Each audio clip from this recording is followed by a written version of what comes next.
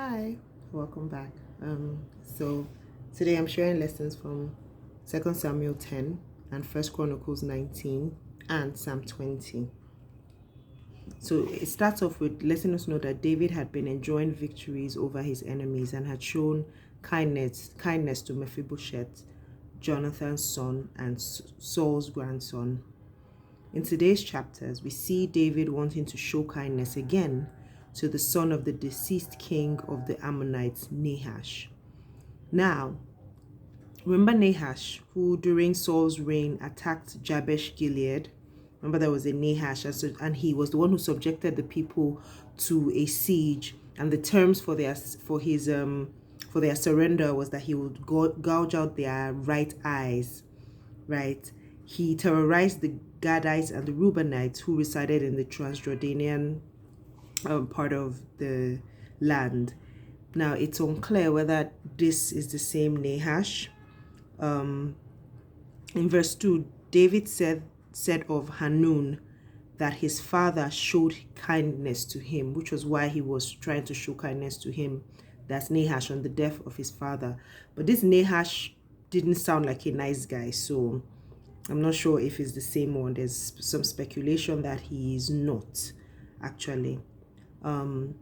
Anyway, Hanun's advisors gave him bad advice, mostly because they didn't know David and how kind he tended to be, because I believe if it was someone who knew about the things that he had done for Mephibosheth and for the things, and the ways that he had shown kindness, mourned even Saul when he died, they would know that he wasn't, one to not be genuine when he sent emissaries to Hanun to commiserate with him.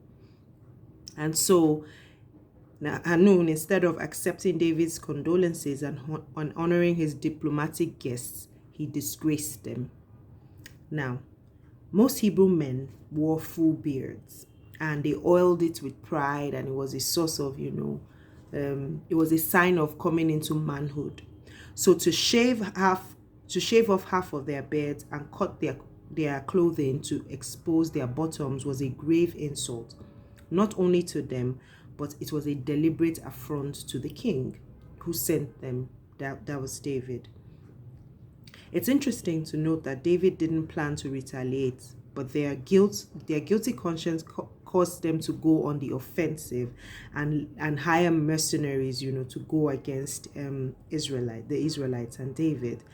It was when David heard of this that he took action and sent Joab and his army of mighty men.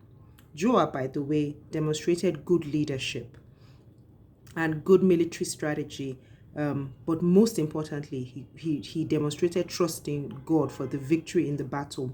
In verse 12, when he had a conversation with his brother, and he says, "Oh, the Lord, if the Lord would give us victory, just go. If you need my help, I'll come to you. If you need help, I'll come to you." I mean, he had a strategy, but then that conversation with his brother demonstrated faith and confidence in God. The result of the battles was Israel becoming more than conquerors. After David kills thousands of the Syrians, they decided not to help the Ammonites anymore and surrender to become David's and as Israel's servant. So for mercenaries for the Ammonites, they transitioned into slaves for the Israelites. And then we go to Psalm 20. Psalm 20 is the Psalm of David on the assurance of God's saving work. He expresses his need for assurance of God's presence, perhaps when he was preparing for this battle. It is also a prayer for safety, power, and victory. And here's where I saw God in these chapters. God does not grant every desire of our hearts, but neither does he withhold the desires of our hearts when they align and they are in tune with what his purpose says. And you can read more about this in Psalm 20 verse 4. So that's a good takeaway, that even though we might have so many needs, so many wants, God knows what's best for us, and he will give us the desires that align with his will for us. How comforting is that? Thank you for joining me today. Tomorrow we'll continue with the Psalms, and I look forward to seeing you here. Have a good evening. Bye.